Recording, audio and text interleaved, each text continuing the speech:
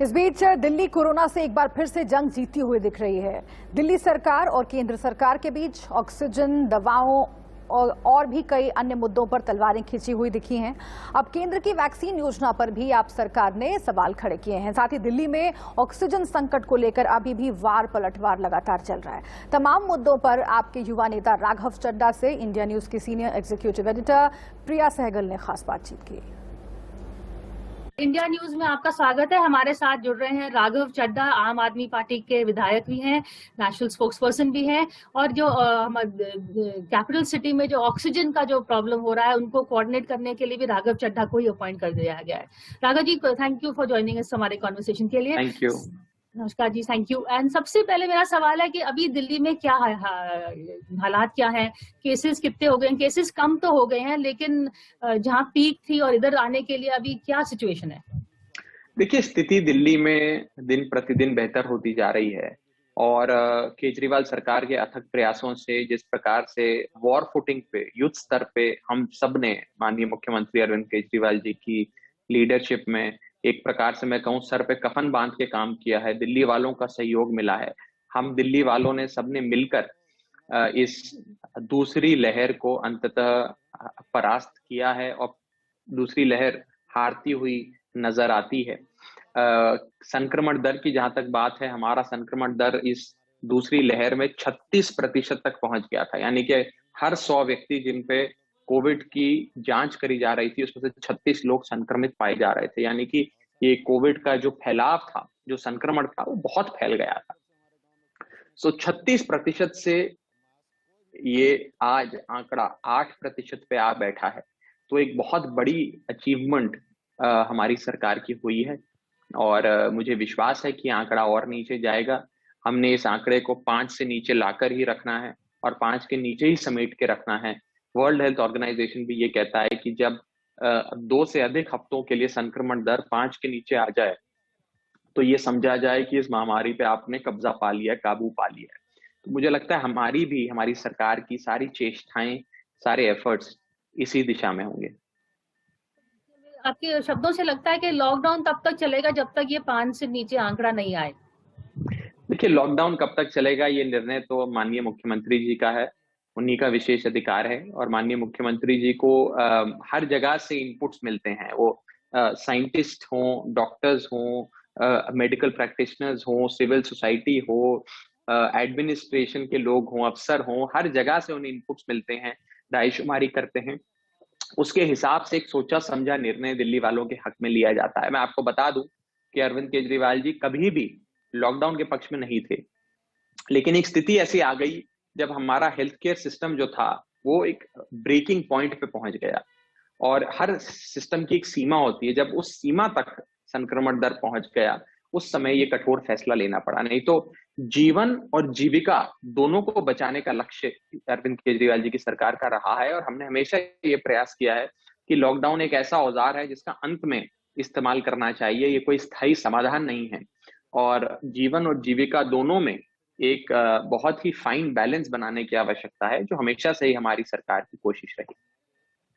अच्छी भी रही है, क्योंकि मैं काफी अस्पताल के व्हाट्सएप ग्रुप्स में भी हूँ और काफी आपकी तारीफ पर्सनली भी हो रही है राघव कि आपने काफी मदद करी है ऑक्सीजन लेवल्स को ऑक्सीजन पहुंचाने में।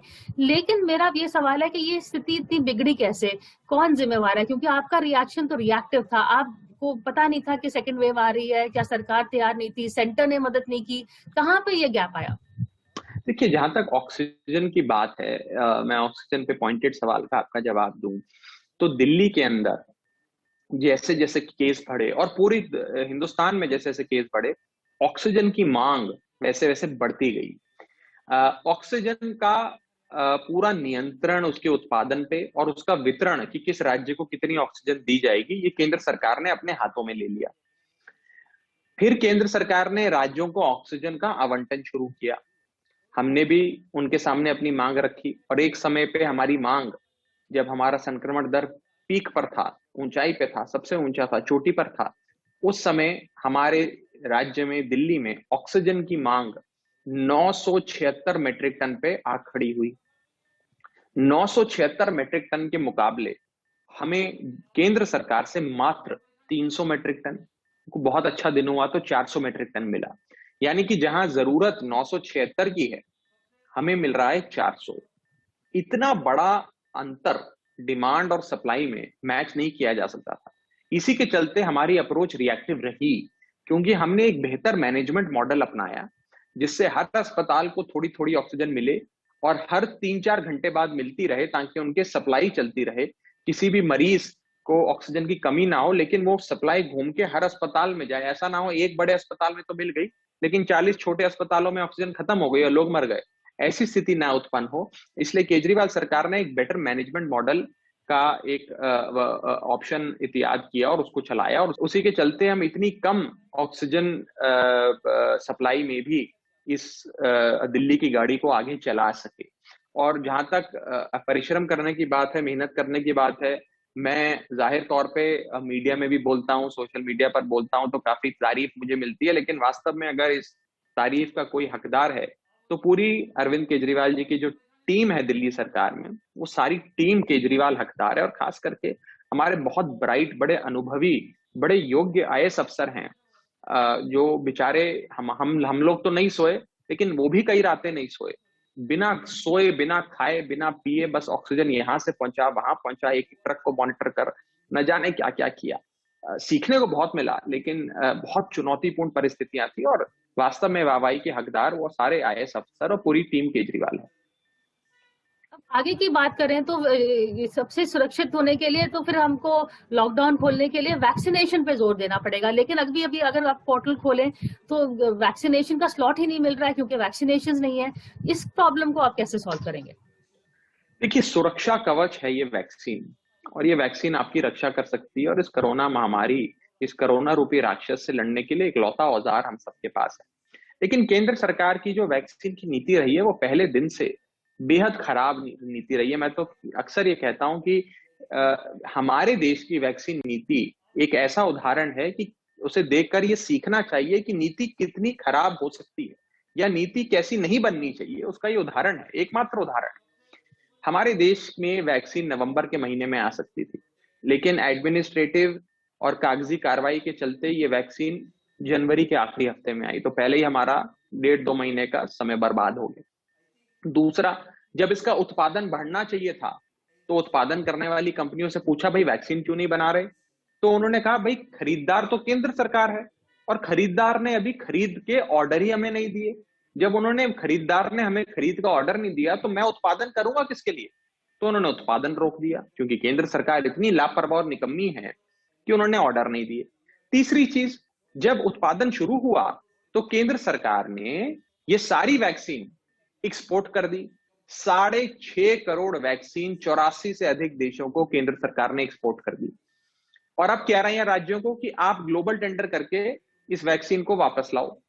अब राज्य ग्लोबल टेंडर, क्योंकि वो कमिटमेंट भी थी ना, कमर्शियल कमिटमेंट थी। वो कह रहे हैं कि इट वाज नॉट जस्ट, कह तो रहे ह्यूमैनिटेरियन, पर असली बात है कि कमर्शियल कमिटमेंट भी था। देखिए, पहली चीज तो यह है कि कमर्शियल कमिटमेंट अगर होगा भी तो सीरम इंस्टीट्यूट का होगा। भारत बायोटेक की वैक्सीन तो हिंदुस्तानी है, इंडिजीनियस प्रोडक्शन है, उसको क्यों भेजा बाहर? नंबर 1। नंबर 2, केवल लीगल ऑब्लिगेशंस और कमर्शियल कमिटमेंट के लिए नहीं, लाखों डोजेस वैक्सीन की मुफ्त में कुछ गरीब देशों को दे दी गई, और लाखों वैक्सीन नकद राशि लेकर बेच दी गई। ये तो केंद्र सरकार खुद मानती है, केंद्रीय स्वास्थ्य मंत्री ने खुद को बोला है प्रेस ब्रीफिंग में। तो कहने का मतलब यह है कि अंतर्राष्ट्रीय मंच पे वाहवाही लूटने के लिए आपने Uganda, Nigeria, Bangladesh, Pakistan, Oman, Afghanistan, न जाने किस किस देश को यह वैक्सीन भेज दी, लेकिन हिंदुस्तान के लोगों को नहीं लगाई। अब प्रधानमंत्री मोदी जी को और भाजपा को तो दिल्ली, बंगाल, महाराष्ट्र, छत्तीसगढ़, बिहार की जनता वोट डालती है ना, उनको ओमान की, कुवैत की, अफगानिस्तान की, नाइजीरिया की, युगांडा की जनता तो नहीं डालती। कम से कम आज तो नहीं डालती, हो सकता है आने वाले समय में डाले उनको वोट, लेकिन आज तो नहीं डालती है। तो उन्हें हिंदुस्तान के लोगों को वैक्सीन लगानी चाहिए थी। और दूसरी तरफ हमारे पास उदाहरण है यूनाइटेड किंगडम का, यूनाइटेड स्टेट्स ऑफ अमेरिका का, हंगरी का, जिन देशों ने अपनी आबादी से 2 गुना 3 गुना वैक्सीन दुनिया भर से खरीदकर अपने गोडाउन में स्टॉक कर ली और अपनी आबादी को लगाकर उनको सुरक्षा कवच पहना दिया। हम उल्टा कर रहे हैं, हम वैक्सीन बना रहे हैं, वो तो बेचारे नहीं बना रहे, वो तो बाहर से खरीदते हैं, लेकिन उन्होंने खरीद ली। हम बना रहे हैं पर अपने लोगों को नहीं लगा रहे, हम एक्सपोर्ट कर रहे हैं। न जाने क्यों एक्सपोर्ट कर रहे हैं। तो भारत सरकार की जो नीति रही है खराब रही है, और अंत में हमने, हमारे नेता अरविंद केजरीवाल जी ने इनको सुझाव दिया भारत सरकार को कि चलो आपसे हो गई गलतियां, कोई बात नहीं, अब तो जान बचाओ लोगों की। ये वैक्सीन बनाने का फॉर्मूला आप हिंदुस्तान की बड़ी फार्मास्यूटिकल कंपनीज को दे दीजिए। आज 2 लोग हिंदुस्तान में वैक्सीन बना रहे हैं, भारत बायोटेक और सीरम इंस्टीट्यूट। आप ये फॉर्मूला दे देंगे तो 50 लोग बनाएंगे, 50 लोग बनाएंगे तो उत्पादन बढ़ेगा। तो पेटेंट वेव करके ये फॉर्मूला दे दीजिए। पर भारत सरकार की इस पे भी आपत्ति है। उन्होंने सुप्रीम कोर्ट में हलफनामा दर्ज कर कह दिया कि हम फॉर्मूला शेयर नहीं करेंगे, हम इसके खिलाफ है। अब न जाने ऐसा क्या लगाव है इनको 2 कंपनियों से, क्यों नहीं करना चाहते, इसका जवाब तो वही दे पाए। अंत में क्या करना चाहिए? आपके पास कोई सुझाव है कि एक तो प्रॉब्लम ये भी आ रही है कि हर स्टेट एक दूसरे के साथ compete कर रहा है, दिल्ली, महाराष्ट्र, केरला, बिहार, वही वैक्सीन को लेकर 4 लोग compete कर रहे हैं। एक तो फिर दाम बढ़ेंगे, उसका कोई सुझाव है आपके पास?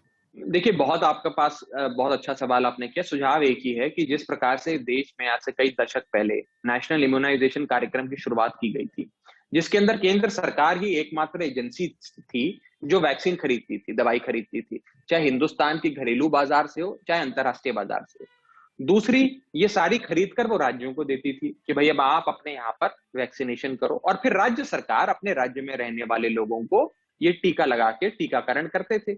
वही नीति भारत सरकार को अपनानी चाहिए। नहीं तो आज स्थिति क्या बनाई है प्रिया जी, आज स्थिति ये है कि हिंदुस्तान के अंदर पहले भारत सरकार एकमात्र खरीदार बनकर इन 2 बेचने वाली कंपनियों से खरीदती थी, एक ग्राहक था। आज इन्होंने कहा हर राज्य खरीदे, हर यूनियन टेरिटरी खरीदे, हर अस्पताल खरीदे, तो हजारों खरीदार बन गए, लेकिन बेचने वाले 2 हैं। अब इन 2 बेचने वालों की चलती है, क्योंकि खरीदार बहुत हो गए। ये बताते हैं भैया 600 रुपए की लेनी है तो लो, नहीं तो दूसरा खड़ा है उसको दे देंगे। तो ये बेचारे मजबूर होकर ज्यादा दाम में खरीदते हैं। आज से पहले क्या था, केवल एक खरीदार था, भारत सरकार। तो भारत सरकार इन्हें बताता था कि बेटा बेचना है तो बेच, नहीं तो मैं चला, तो फिर ये उसको बेच देते थे सही दाम पे। तो आपने इसे खरीदार के बाजार से एक बेचने वाले का बाजार, यानी कि एक बायर्स मार्केट से एक सेलर मार्केट में तब्दील कर दिया, जो खराब किया। और अंतरराष्ट्रीय बाजार में भी यही हो रहा है। पहले भारत ने 6.5 करोड़ डोज एक्सपोर्ट कर दी, और अब राज्यों को कहा जा रहा है कि आप ग्लोबल टेंडर करो और जो हमने वैक्सीन एक्सपोर्ट कर दी है उसे खरीद कर वापस लाओ हिंदुस्तान। इसकी तो कोई सरपैर ही नहीं है, कोई लॉजिक ही नहीं है। और हिंदुस्तान के 28 राज्य और 8 यूनियन टेरिटरीज, यानी कि 36 एंटरप्राइजेस बनकर अलग अलग 36 दिशाओं में जाएंगी विदेशों में खरीदने के लिए वैक्सीन, और वहां पर एक दूसरे के खिलाफ बोलियां लगाएंगी। महाराष्ट्र छत्तीसगढ़ के खिलाफ लगाएगा, झारखंड दिल्ली के खिलाफ लगाएगा। और ये छोड़िए, बड़े बड़े और खरीदार जो दुनिया भर के हैं उनसे भी हमको लोहा लेना पड़ेगा, उनसे भी कंपटीशन करना पड़ेगा। छत्तीसगढ़ जैसा या बिहार जैसा गरीब पिछड़ा राज्य केवल महाराष्ट्र, कर्नाटक और दिल्ली से मुकाबला नहीं करेगा। अंतरराष्ट्रीय बाजार में वो ऑस्ट्रेलिया, कनाडा, जापान जैसी विकसित देशों से भी मुकाबला करेगा। तो हम क्या नीति के तहत चल रहे हैं, मुझे तो समझ में नहीं आ रहा। हम कैसे इस वैक्सीन को पूरा कर पाएंगे इस देश में।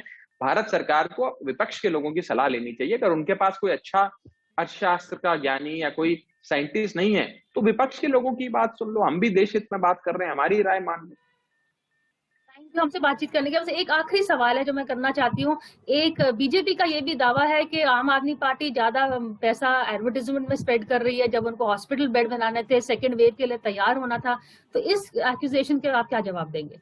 देखिए, इस हमारे देश में, आजाद भारत के इतिहास में, यानी कि भूत में, ना वर्तमान में और ना ही भविष्य में कोई भी नेता ऐसा होगा जो प्रधानमंत्री मोदी जी से ज्यादा पैसा एडवर्टाइजमेंट में खर्च करता होगा। उनका जो प्रोपेगेंडा ब्लिट्स इश्तिहार देने का खर्च है, वो मुझे नहीं लगता कोई भी सरकार आने वाले समय में सोच भी पाएगी उसका मुकाबला करने का। एक मन की बात पे प्रधानमंत्री जी 8.5 करोड़ रुपए खर्च करते हैं एडवर्टाइजमेंट पे। उनकी एक मन की बात के 8.5 करोड़ रुपए में कितने वेंटिलेटर आ सकते हैं, ये मैं भाजपा के नेताओं से पूछना चाहूंगा। योगी आदित्यनाथ का अगर मैं मंथली एडवर्टाइजमेंट का बजट आपको लाकर दे दूं तो आपकी और मेरी आंखें खुली की खुली रह जाएंगी।